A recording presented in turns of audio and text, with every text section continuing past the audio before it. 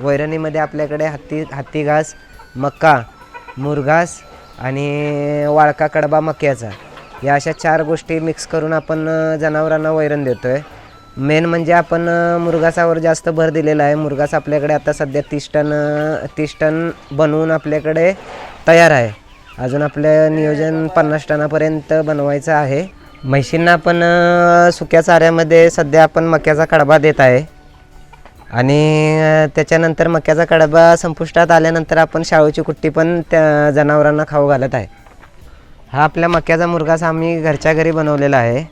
याच्यामध्ये गोकुळचं जे सायलेजचं पावडर येते ते आपण यामध्ये वापरलेले आहे आणि हे आपण दिवसाकाठी म्हैशींना आपण 5 किलो देतो आहे.